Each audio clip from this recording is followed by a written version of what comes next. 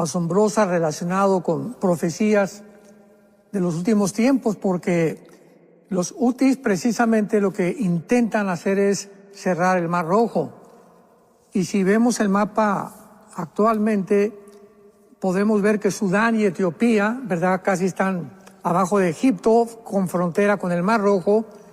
Y la Biblia, en Ezequiel 38, versículo 5, menciona las naciones que se van a aliar finalmente en la Confederación del Mediterráneo, dirigidas por el Anticristo para atacar a Israel.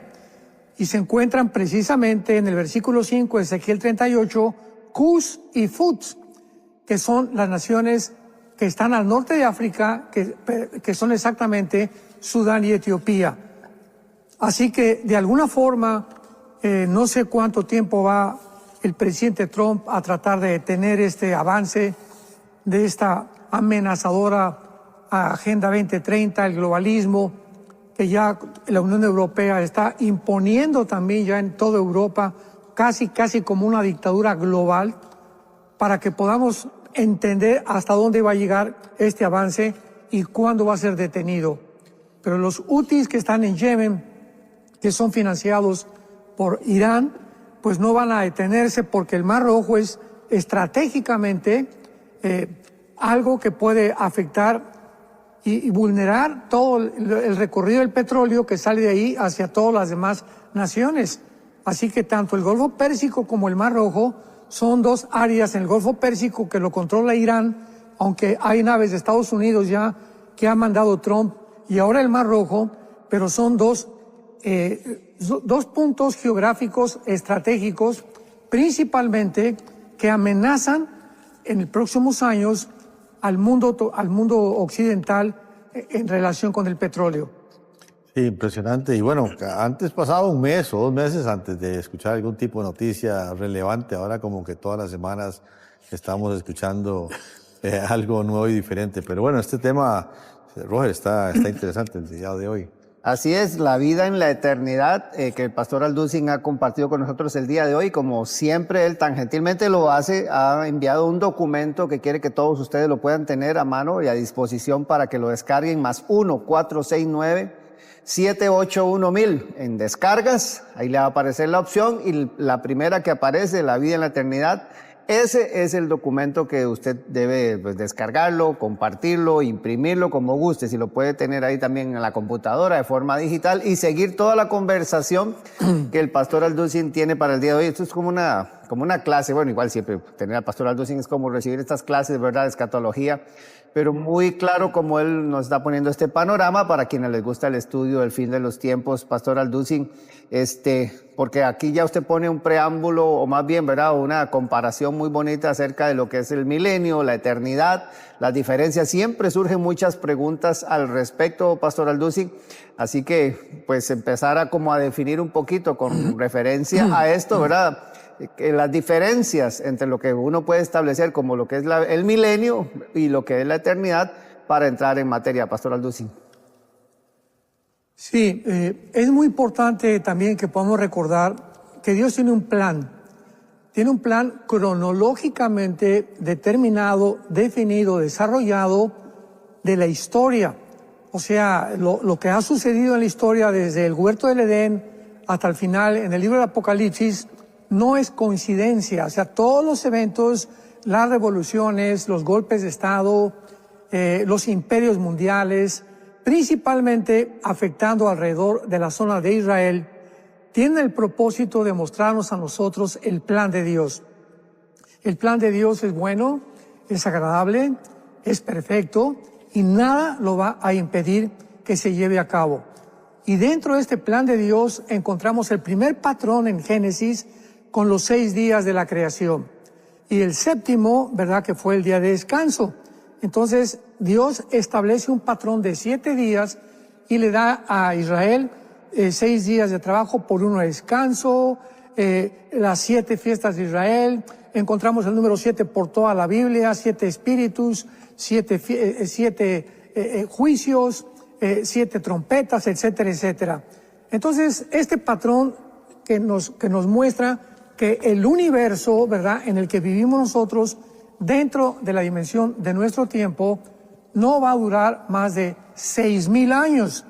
Si nosotros podemos ver claramente que de Adán a Abraham, más o menos, aproximadamente fueron 2,000 años. Los primeros 2,000 años de historia se cuentan de Adán a Abraham, aproximadamente. Luego, de Abraham a la cruz de Jesucristo, encontramos 2,000 años más. En otras palabras, ya tenemos 4,000 años que se pueden trazar a través de las genealogías, a través de muchas cosas de escritores como Josefo, como Plinio, que no eran cristianos, que sirvieron al Imperio Romano, en fin, a través de la historia esto lo podemos corroborar muy fácilmente. Entonces, si realmente el plan de Dios son 6 y el séptimo va a ser el milenio o el día de descanso para nosotros, nos encontramos entonces en los últimos 2,000 años de historia. Ahora, estos 2,000 años de historia, pues no hemos podido realmente saber exactamente cuándo van a terminar, porque se cambió el calendario gregoriano, hubo algunas cosas que se alteraron también del calendario judío, que tiene 360 días, nosotros 365 con el calendario solar. Pero hay algo que muy importante, porque la Biblia nos revela que ya para que sepamos nosotros, no cuál es el día último ni mucho menos, sino los tiempos finales de la historia humana, era importante que Israel regresara. Así que, de acuerdo al calendario de Dios, nos encontramos bíblicamente, cronológicamente, en la víspera del arrebatamiento de la iglesia. Este es el próximo evento profético culminante que va a determinar completamente ya toda la geopolítica y toda la historia del mundo entero, que va a seguir con el surgimiento del anticristo, que firmará un pacto por 7 años con los judíos, les permitirá reconstruir el templo, vendrán los 7 años de tribulación, el reino mesiánico de Jesucristo prometido desde el primer pacto abrámico por todos los profetas. Dios le prometió a David que de su hijo iba a haber un heredero, o genéticamente que el trono de Israel nunca iba a detenerse, corroborando y determinando que este milenio, ¿verdad?, este reino mesiánico tiene que cumplirse para después del milenio entrar a la eternidad. Y es lo que queremos tratar en esta mañana con la ayuda de la Biblia y del Espíritu Santo, desde luego, porque vamos a tratar de entender que el milenio, que son los 1,000 años que siguen después de la segunda venida de Cristo, después de los 7 años de tribulación, entramos a la eternidad, que se encuentra en el capítulo 21 y 22 del Apocalipsis. Al llegar a Apocalipsis 21 y 22, ya es completamente la eternidad, ya no estamos en el milenio, donde habrá cielos nuevos y nueva tierra. Así que mientras nosotros estamos en este periodo en el cual no hemos entrado todavía al milenio, sino que estamos en la víspera del arrebatamiento de la iglesia, es importante distinguir el tiempo del milenio del tiempo de la eternidad. Que eso justamente es lo que quería consultarle, Pastor Alducin, porque sí muchas preguntas ingresan con referencia a eso. Cuando uno cierra los ojos y verá ausentes del cuerpo, presentes con Cristo, la gente piensa que ya a partir de ahí arranca la eternidad. Pero cronológicamente usted lo está esbozando muy bien. Entonces, ¿qué diferencias puede uno empezar a enmarcar para que usted diga, bueno, es que esto va a pasar en el milenio, esto va a pasar en la eternidad, y cómo lo diferenciamos, ¿verdad? En cuanto a nuestros cuerpos, en cuanto a la forma de vida, qué es lo que va a pasar en cada uno de estos aspectos? Muy bien, vamos a repetir, ¿verdad? Estamos en la víspera del acontecimiento más glorioso para nosotros, que ya nos vamos de este mundo. Ya viene el Señor por nosotros para evitarnos caer en la ira de Dios, que es el día del Señor, del cual Dios en Romanos 5, en Primera de Tesalonicenses 1:10, Primera de Tesalonicenses 5, Apocalipsis 3:10, nos promete ser sacados del mundo antes de que vengan los 21 juicios de los sellos, de las trompas y de las trompetas y de las copas. Entonces, inmediatamente después del rapto, ya dijimos, viene la tribulación, los 7 años, el anticristo, y después bajamos con Jesucristo al final de la tribulación, donde mientras está aquí los 7 años, estamos en el cielo, lo vamos a ver más adelante en lo que se llama el tribunal de Cristo. No, la iglesia no puede entrar al milenio o al séptimo día milenial que es el patrón que vimos que se estableció desde el principio de la creación en Génesis capítulo 1, sin que la iglesia sea antes, no purificada, ¿verdad? Porque vamos en el rapto a ser cambiados en un cuerpo nuevo, pero hay que entender algo. En el milenio, no todos los cristianos van a gobernar.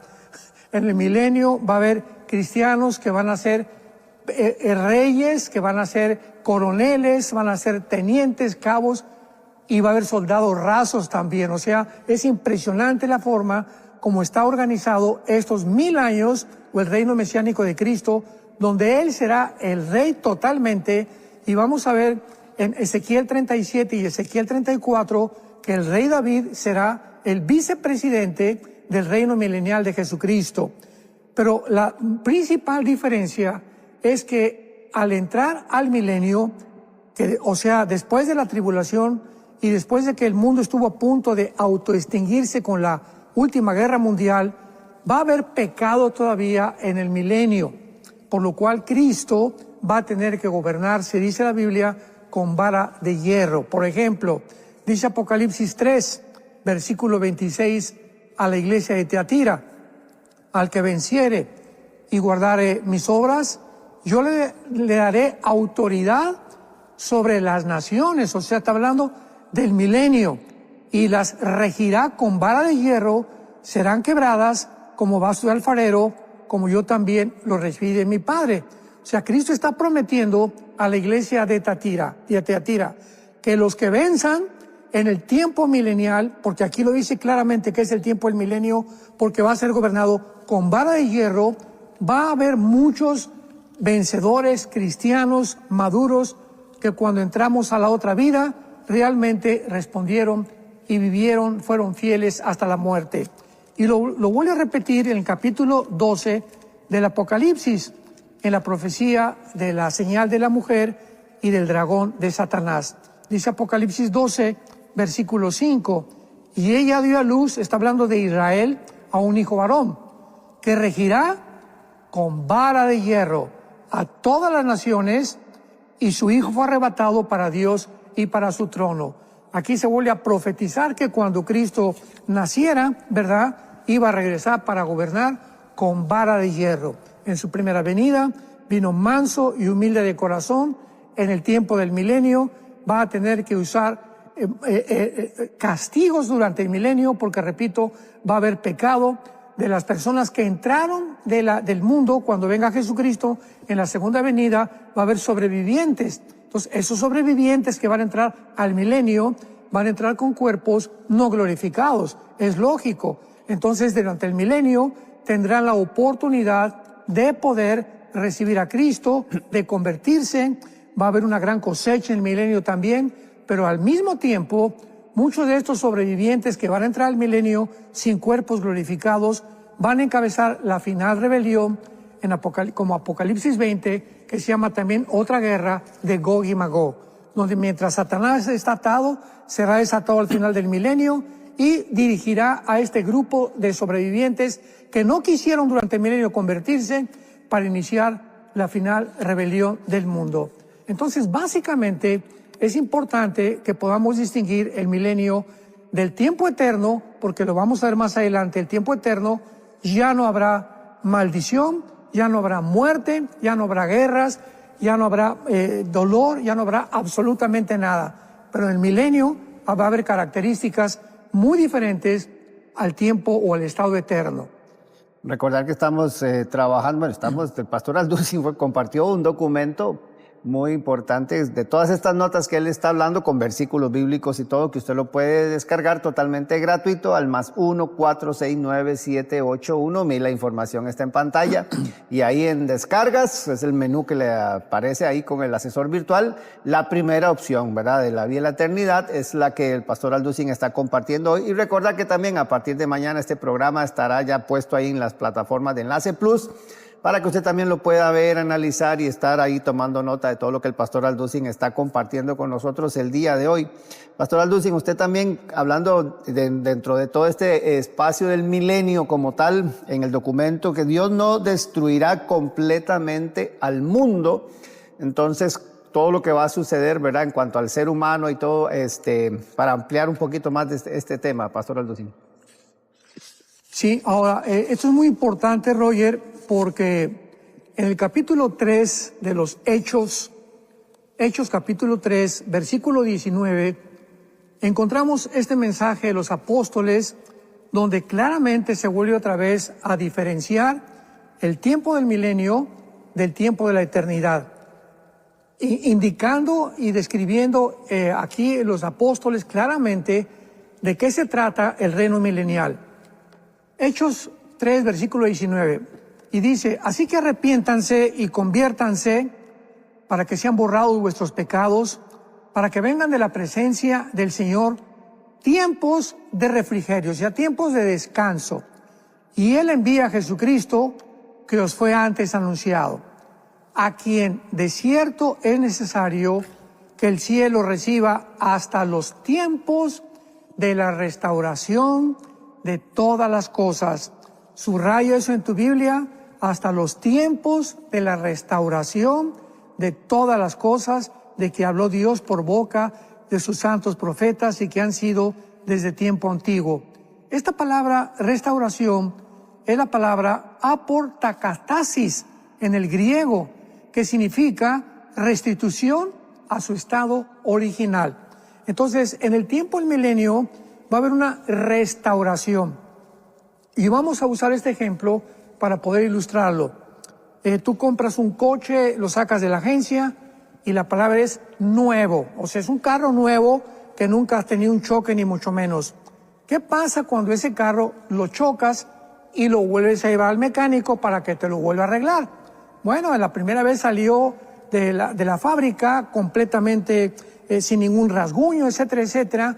Pero la segunda vez ya no es nuevo, es una restauración.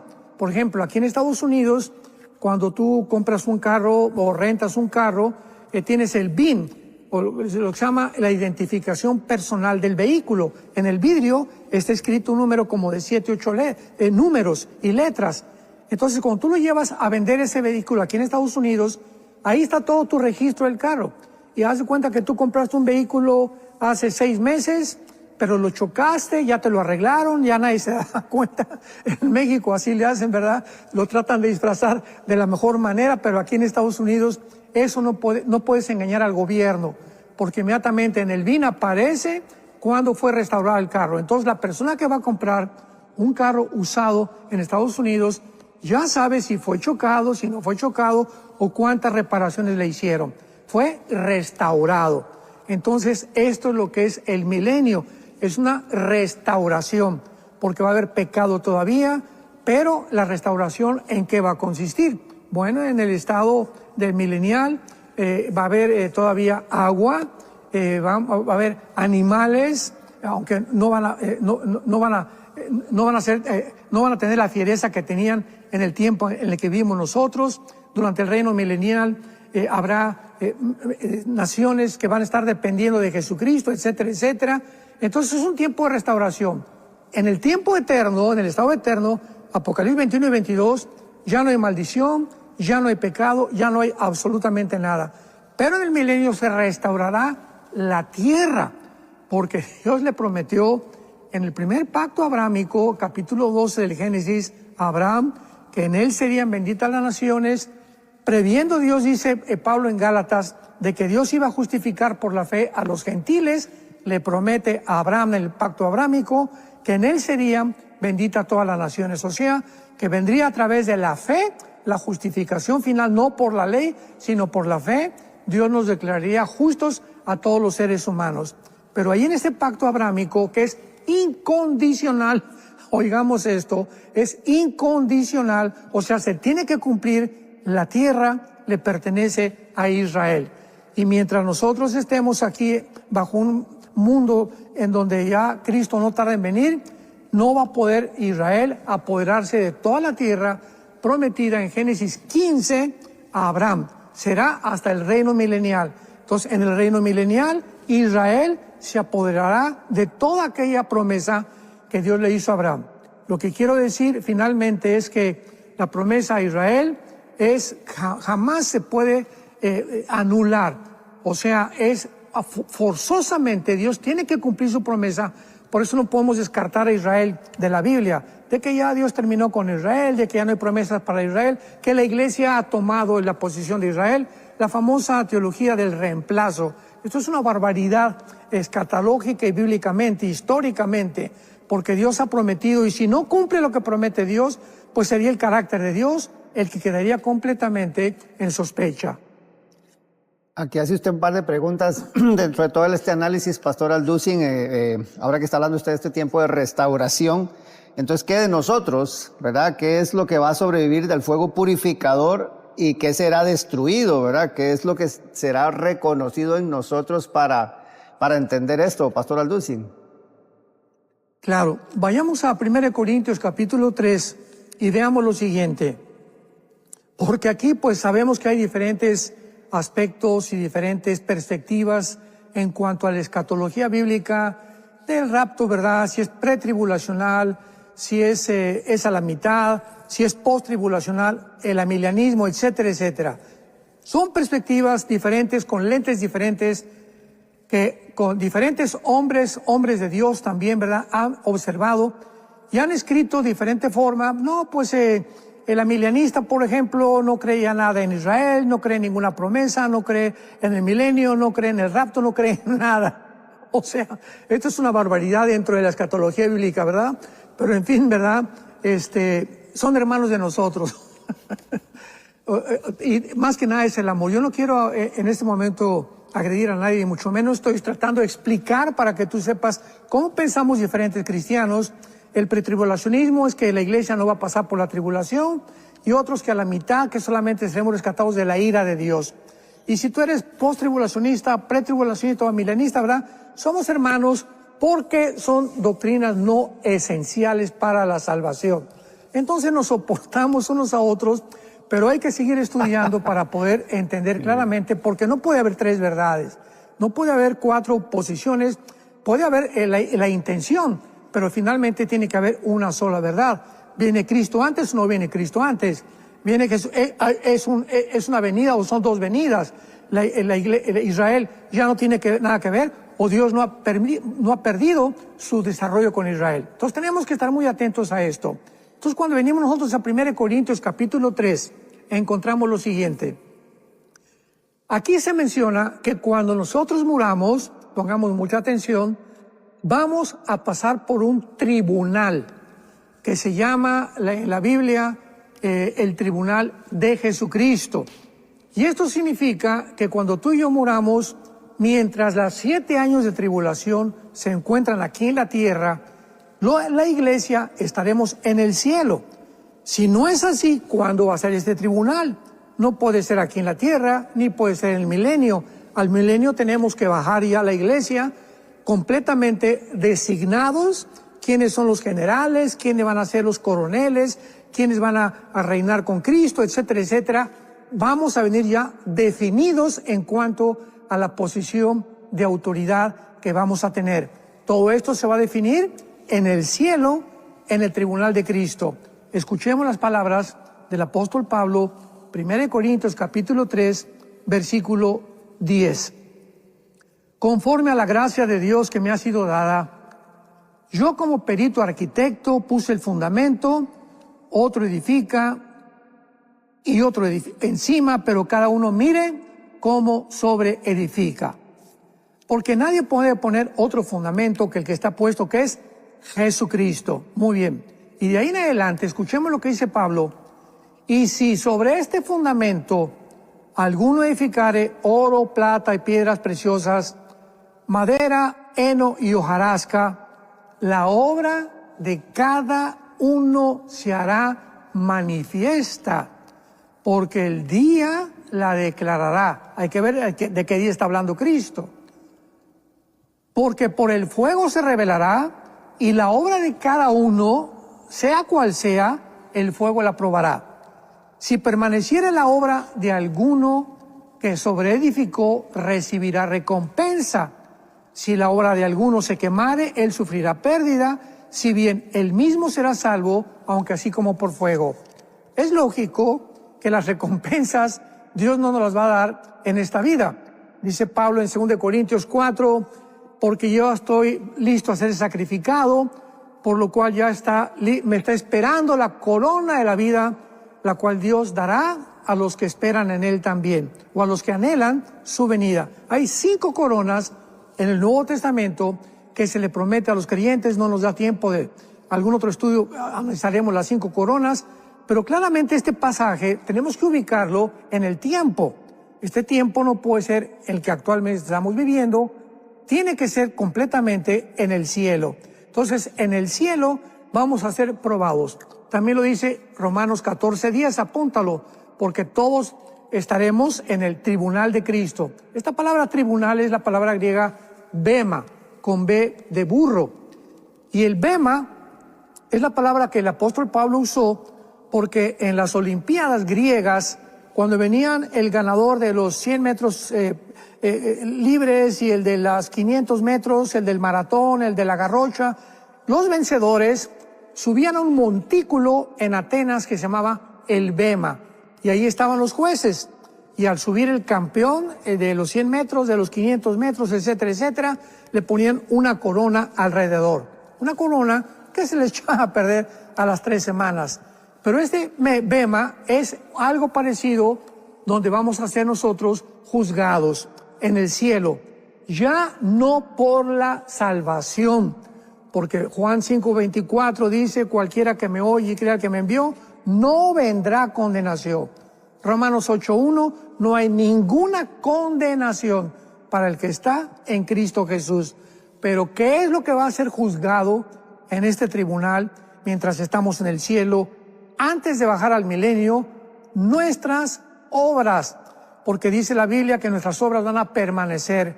Jesús dijo, cada vaso de agua que tú le hayas dado a alguien, un vaso de agua que tú le hayas dado a alguien, en mi nombre te será recompensado. Entonces imaginémonos si estos detalles tan insignificantes van a ser tomados en cuenta y están todo apuntado en el libro de Dios, cuánto más las obras más grandes que podemos llegar a hacer cuando vivimos realmente llenos del Espíritu Santo, guiados por el Espíritu Santo y con la motivación realmente de que es por el amor a la obra de Dios y a la persona de Jesucristo. Claro. Entonces vemos que aquí en este tribunal muchos cristianos hicieron muy buenas obras, tal vez aparentemente pues construyeron muchas iglesias o ganaron muchas almas, también se puede llamar esto, o hicieron asilos para ancianos, o hicieron orfanatorios para niños. Sin embargo, ante los ojos del mundo, muchas cosas que hacemos parecen buenas, pero la motivación, la realidad por la cual nosotros hicimos lo que hicimos es lo que va a ser juzgado. No lo que hicimos, sino la motivación con la cual lo hicimos. Y si muchas obras que tú y yo hemos hecho que no fueron con la motivación del amor a Cristo, serán quemadas. Dice la Biblia, las únicas que van a permanecer es todo lo que hemos hecho por un amor no fingido, con una fe nacida del corazón y con un temor de Dios. Esto es lo único que valdrá en el tribunal de Cristo. Así que por eso dice la Biblia en Gálatas 6, no nos cansemos de hacer el bien, porque vamos a tarde o temprano a recoger, sino en esta vida, en la otra vida, todo lo que hayamos hecho. Y hay 2 personas que ya para culminar esta parte y entrar en lo que es el hombre y la creación, Pastor Alducin, me parece muy interesante la forma en que usted los pone ahí, un bebé, cómo será visto, ¿verdad?, en este momento, y el ejemplo tan gráfico como es el del ladrón en la cruz, ¿verdad?, porque digamos en el caso de las obras, en este par de personajes, la forma en que usted lo expresa aquí, creo que también es importante, sobre todo por las preguntas que a veces tienen las personas. Ahora es importante lo siguiente, ¿verdad?, porque ¿cuál es realmente la razón por la cual Dios nos salvó? Claro que para librarnos del infierno, para librarnos de la condenación, para librarnos de este siglo malo, en fin, hay bastantes razones, ¿no? Pero la principal razón por la cual Dios nos salvó, dice Romanos 8:29, es para que, aparte de que ya pues vamos al cielo, lo que sea, aquí en la tierra, Dios está formando mediante su Espíritu Santo, a través de las Escrituras, el carácter de Cristo en nosotros. Entonces, tú puedes ser un salmista, un cantante, un músico, un predicador, etcétera, etcétera, como ha habido muchas personas que llegan a una notoriedad, se convierten en celebridades o lo que tú me quieras decir. Sin embargo, vuelvo a repetir, ante el mundo podemos ser aplaudidos, reconocidos, pero ¿qué es lo que realmente va a valer cuando lleguemos al cielo? Al llegar al cielo, si es Pedro, ¿verdad? Porque esa es la forma como tradicionalmente se le pinta a Pedro como portero del cielo, y Pedro te preguntara, ¿verdad? Bueno, ¿qué fue lo que hiciste? No, pues mira, yo hice muchas cosas y fui un gran músico famoso y tuve orquestas y estuve en estadios y lo que tú quieras y mandes. Y principalmente, Pedro te va a hacer una pregunta. ¿Cuánto te pareces a Jesús? Es la pregunta que Dios nos va a hacer. No cuánto hicimos, sino cuánto nos parecemos a Jesús al entrar al cielo. Sigamos esto con mucho cuidado, porque el nivel en el que nosotros hayamos madurado durante nuestra vida en la tierra es la relación que existirá en el milenio de la posición de autoridad que nosotros podamos recibir de Jesucristo en el tribunal de Cristo. En otras palabras, por ejemplo, es posible que mientras más maduras en esta vida, mucho más reconocido serás en la eternidad también, porque menos refinamiento necesitaremos. Veamos, por ejemplo, lo que acabo de decir en Gálatas 4, versículo 19. Vean ustedes el corazón del apóstol Pablo por la iglesia de Gálatas y lo que él realmente quería de todos ellos. Gálatas 4, 19. Hijitos míos, por quienes vuelvo a sufrir dolores de parto hasta que Cristo sea formado en ustedes. Pablo anhelaba con todo su corazón. Lo que yo quiero, ¿verdad? No es que quiero que ustedes puedan reflejar el carácter de Cristo. O sea, Jesús, desde que nos convertimos, está tratando de formar un carácter cristiano. Y el ejemplo no es este predicador o los misioneros. Esta es la razón por la cual hay tantos cristianos amargados en el campo de batalla, porque, pues yo creí que la iglesia era mira, este hermano ya cayó, porque tiene sus ojos toda su vida puestos en los hombres, y los hombres somos todos imperfectos. Pero cuando es Cristo el que tú estás siguiendo, imitando para que su carácter sea desarrollado en tu vida, es cuando vas a llegar al final. Entonces, si tú mueres, va a contar, ¿verdad?, lo que se haya desarrollado en ti, en tu vida, para que en la otra vida pueda contar, y otros van a tener que ser refinados durante el milenio y otros ya en la eternidad. Porque en la eternidad, ¿verdad?, pues no seremos como espíritus flotando con un arpa, sino que será un mundo físico, porque será aquí en el planeta Tierra donde Dios bajará con la nueva Jerusalén y donde viviremos eternamente con Él. Sí, eso es entrando ya en lo que es el hombre y la creación. Entonces, ¿qué clase de relación, Pastor Alducin? Porque yo creo que usted marca muy bien esta interrogante dentro de este documento que, como le estamos recordando, usted lo puede descargar totalmente gratuito ahí en el WhatsApp de enlace y poder compartirlo y ver las notas, y ver todos estos versículos que el Pastor Alducin está compartiendo, los tiene muy bien puestos ahí. ¿Qué clase de relación entonces tendremos nosotros como seres humanos con Dios?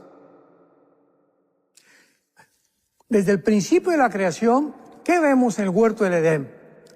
Adán y Eva caminando con Dios, Dios estaba físicamente ahí en el huerto del Edén, caminando con Adán y Eva, caminaba con ellos, estaba con ellos, etcétera, etcétera. Lo vemos otra vez en Génesis 18 para que alguien diga, ¿cómo puede Dios bajar al mundo a hacerse visible? Lo tenemos en Génesis 18. Baja Dios físicamente acompañado con 2 ángeles a visitar el hogar de Abraham y de Sara. Y todavía Dios, el Padre, con los 2 ángeles se sienta a comer con Abraham y con Sara. Santos de Dios, hay muchas cosas en la Biblia tan maravillosos que tenemos que estudiarla más profundamente. Todos los misterios y las piedras preciosas que Dios nos quiere revelar. Y tantas cosas, como dice 1 Corintios 8, que lo que conocemos no lo sabemos como lo deberíamos de conocer. Así que, ¿cómo es posible? Pues sí, Dios caminó, y lo dice, caminaba al aire libre con Dios. porque Dios desde el principio, ese es el punto, ha querido tener comunión con nosotros, ha querido unirse con nosotros para que nosotros podamos entender que de Él vivimos, somos y existimos. Cuando viene el pecado, pues se rompe esta relación, ¿verdad? Espiritualmente morimos hacia Dios y a través del tabernáculo Dios les puede otra vez enseñar a su pueblo que Él quería morar en medio de ellos. Esta es la razón para el tabernáculo. Dios morando en medio de su pueblo, pero ya no lo podían ver, ya no podían más que a través de Moisés y los profetas escuchar sus indicaciones. Y finalmente Dios baja en la persona de Jesucristo y aquel verbo fue hecho carne y habitó entre nosotros, lleno de gracia y de verdad. A los suyos vino y a los suyos no lo recibieron, pero a los que le recibimos nos dio la potestad de ser llamados hijos e hijas de Dios. Otra vez se forma la familia de Dios. Que es un cristiano, no es una persona que va a la iglesia el domingo, no es una persona que se persina, no es una persona que trae una cruz, es una persona, es un ser humano que tiene una relación con el Padre, con el Hijo, con el Espíritu Santo a través de la Biblia mediante el nuevo nacimiento.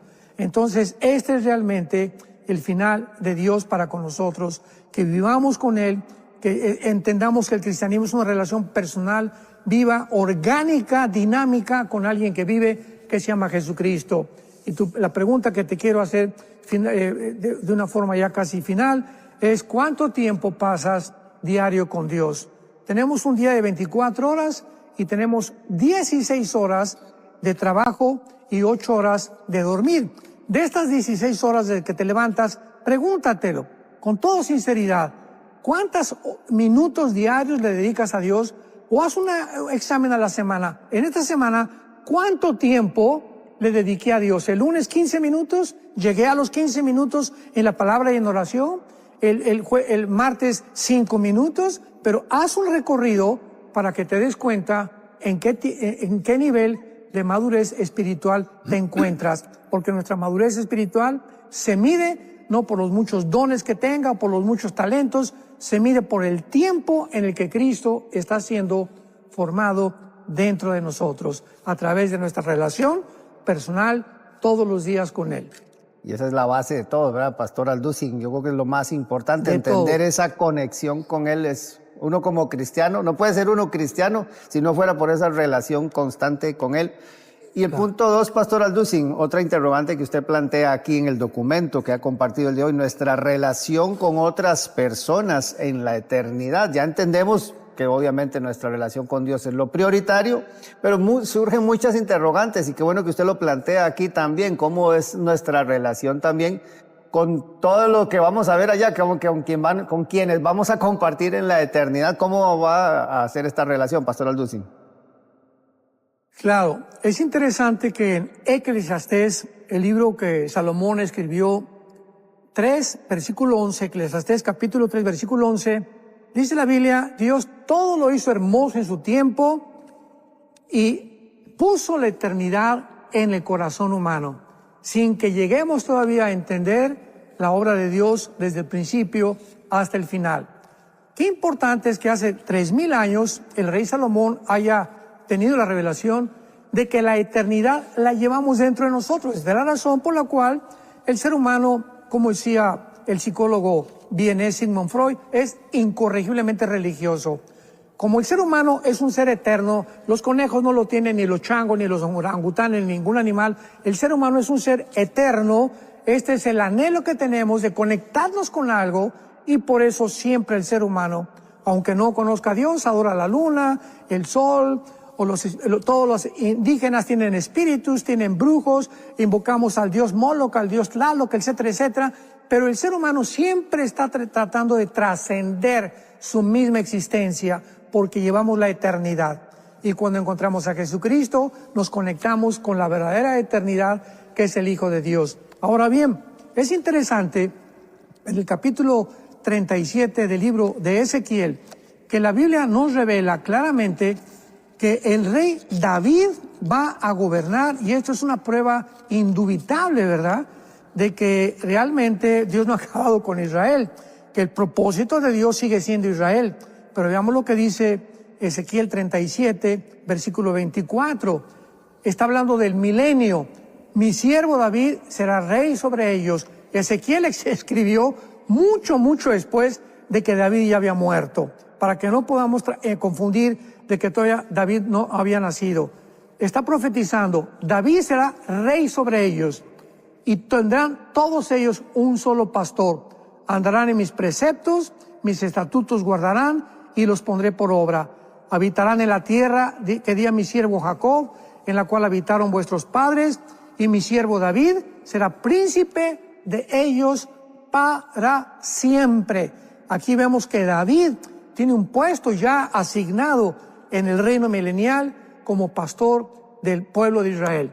No sabemos si los gentiles nosotros estaremos bajo él o directamente bajo Cristo, pero David ya tiene asignado el puesto de jefe, de comandante o de presidente, o no sé el título que Cristo nos quiera dar, pero estará sobre completamente toda la nación de Israel en el tiempo del milenio.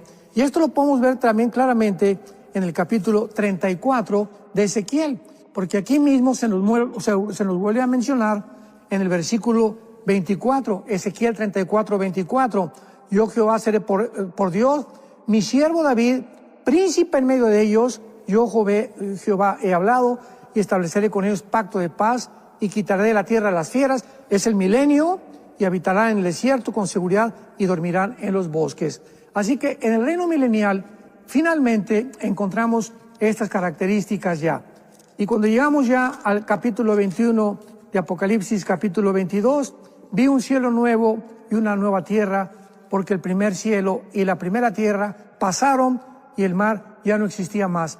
En el milenio había todavía mar, había agua, había ríos. En la eternidad ya no habrá mar. Habrá ríos y habrá agua, pero ya no habrá ni el sol, ni la luna, ni tampoco el mar en el tiempo de la eternidad.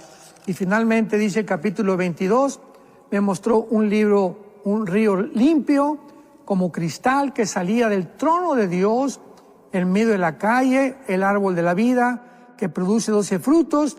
Y me salto al versículo 3, y no habrá más maldición. Y el trono de Dios y del Cordero estarán en ella y sus siervos le servirán. En el milenio todavía hay maldición porque va a haber muerte. Dice 1 Corintios 15 que el último enemigo que será vencido será la muerte. Entonces, no puede ser el milenio y el estado eterno lo mismo. En el estado eterno ya no hay muerte. Ya será la nueva Jerusalén. Esta cronología es importante para que podamos entender el plan de Dios. Y el plan de Dios para tu vida no va a fallar. Confiemos en lo que Él está haciendo actualmente en nuestras vidas. Seamos fieles en nuestra casa, con nuestra familia, principalmente, porque es lo primero que Dios va a juzgar. La forma como respondimos, porque si mi esposa se compara con la iglesia, así como Cristo amó la iglesia, tú tratas a tu esposa como Cristo nos trató a nosotros, tenemos que tener cuidado de revisar para comenzar, antes de que sean predicadores o músicos o esto y el otro, la relación con nuestra familia en primer lugar, que es lo que más le interesa a Dios en esta vida que tenemos. Y ahora que usted dice familia, Pastor Alducin, porque usted también lo enmarca muy bien aquí en el documento acerca del ejemplo o el diseño de Dios en cuanto al matrimonio. Hay familia, hay esposo, hay esposa, hay reproducción en el milenio. Tendrán la oportunidad estas familias de conocer al Mesías, de aceptar a Jesús. Para ya entrar, porque ya estamos a unos minutitos, ¿verdad? Se nos está cortando el tiempo y todavía nos faltan las verdades del futuro eterno, ya lo que usted quiera, pero para hablar un poquito de este aspecto, pues yo sé que muchas preguntas surgen, que si vamos a casarnos, que si no nos vamos a casar, que cómo está el tema de la reproducción en el tema del milenio. Pastor Alducin. Claro, lo que no acabemos, Roger, qué bueno que ya está ahorita en Enlace Plus todo el documento, para que ahí lo estudies y ahí lo puedes seguir viendo. Claro. Es imposible que podamos cubrir en tan poco tiempo esto, ¿verdad? Pero rápidamente, para contestar tu pregunta, dice la Biblia en Isaías 65, hablando del milenio, versículo 23, no trabajarán en vano, ni darán a luz a maldición, porque son linaje de los benditos de Jehová y sus descendientes, mencionando que no todos, pero muchos cristianos vamos a tener a nuestros hijos en el milenio. Y mientras que clamen, responderé, porque no darán a luz para maldición, versículo 23. Entonces, en la relación del milenio va a haber familias, vamos a tener hijos todavía. Claro que no va a haber matrimonio como lo hacemos aquí, legalizado por un juez, porque ya no va a haber necesidad, va a estar Cristo. Imaginémonos, Él va a estar controlando el mundo entero.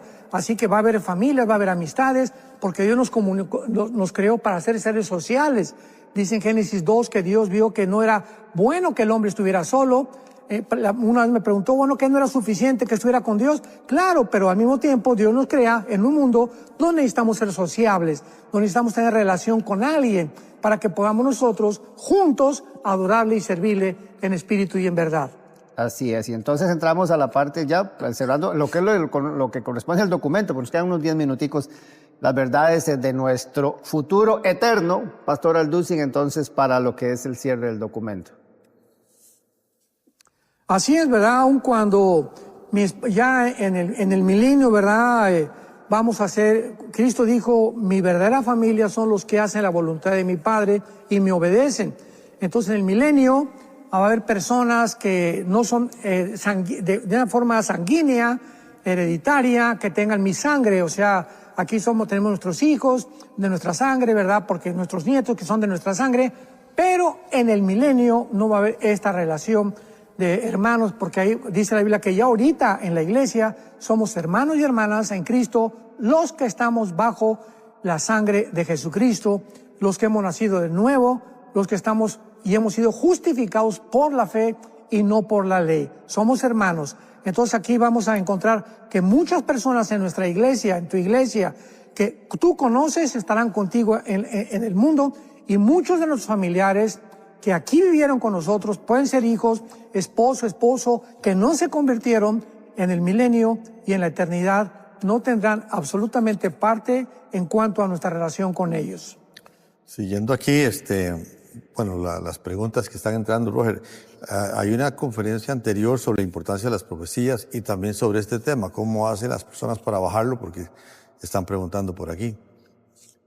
Sí, ya saben que el +1 469-781-1000 es la sección de descargas. El asesor virtual le plantea un menú, descargas, y ahí en las opciones, el que está ahorita es la vida de la eternidad, y luego ahí aparecen todas las conferencias que el pastor Alducin, sí, porque la gente a veces nos dice, ¿cómo hago para tener las anteriores? Bueno, ahí están el menú de opciones y usted las puede descargar totalmente gratuitas, y si no, en la plataforma Enlace Plus, como bien lo apuntaba ahora don Armando, ahí usted las puede ver y repasar con incluso todos los estudios que el pastor Alducin nos ha dado, así que muy, muy completo.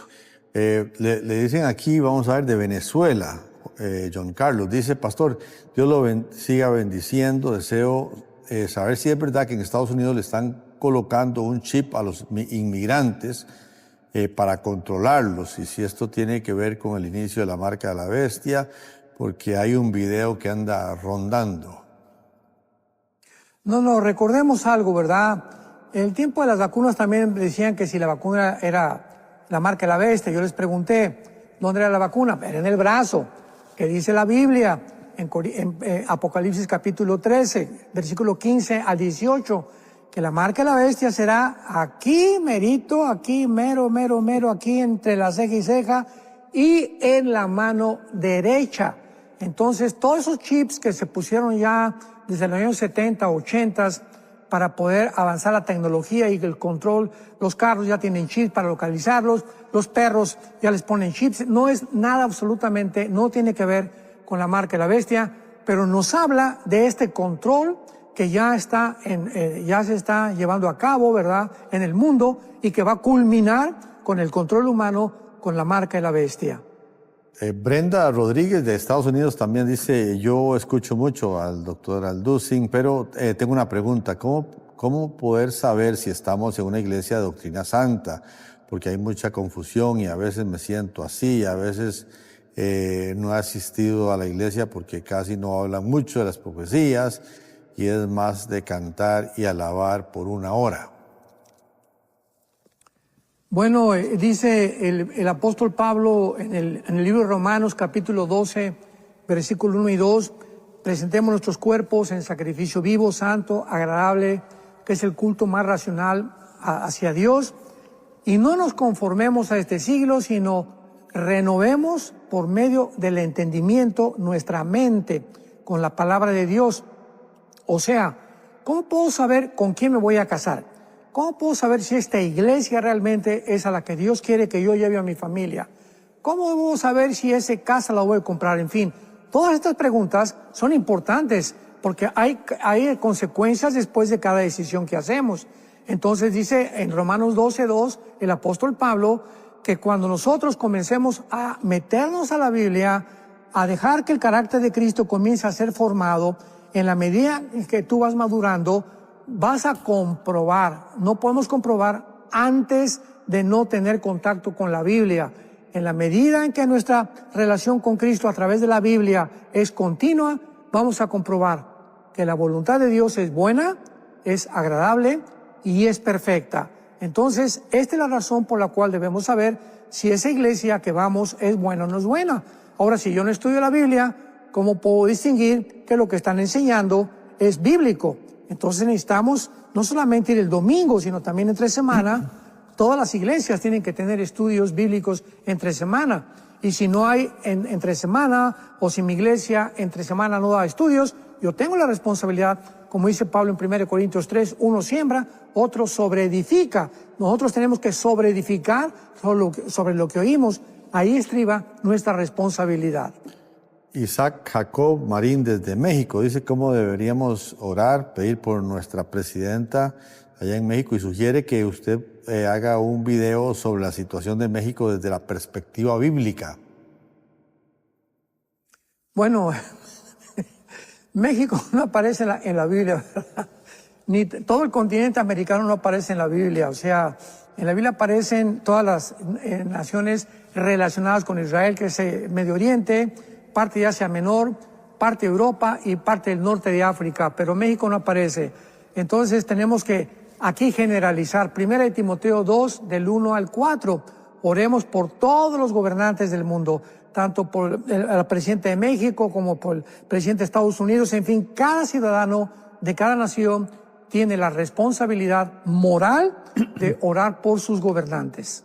Me gustó mucho, Pastor Alducin, el comentario que usted hizo ahora, porque ya estamos cerrando prácticamente este programa, acerca de, independientemente de la posición escatológica en cuanto a si es pretribulacionista, tribulacionista, posttribulacionista, milenialista, entender que no es una doctrina esencial y que no tiene que ver con nuestra salvación. Me gustó un comentario que hacía un pastor un día de estos que decía, independientemente en cuál posición usted esté parado en cada una de esas, al final lo bueno es que todos ganamos porque dependemos de la sangre de Cristo, y creo que en eso, Pastor Alducin, es lo importante. No, lo esencial es saber que estamos adheridos al Señor, Pastor. Bien, exactamente, Roger, es lo más importante, ¿verdad? Porque 1 Corintios capítulo 13, si yo hablara lenguas y hasta angelicales y tuviera toda la teología del mundo y conociera todos los misterios de Dios y no tengo amor, no soy nada. Así que antes de todas aquellas cosas que nos pueden inflar o conocer, o yo estoy bien y tú estás mal, etcétera, etcétera, cuando hay ese espíritu de contraataque y de estar criticando a los demás, cuando no hay la edificación y la motivación de edificarnos unos a otros, ¿verdad? Entonces, si no tienes amor, no importa lo mucho que sepas, los dones que tengas y las lenguas que hables y todas las profecías que digas, si tú no tienes amor, ante los ojos de Dios no somos nada. El amor es sufrido, es benigno, no tiene envidia, no busca rencor, no es indecoroso, todo lo sufre, todo lo espera, todo lo soporta. Ese es el carácter de Cristo.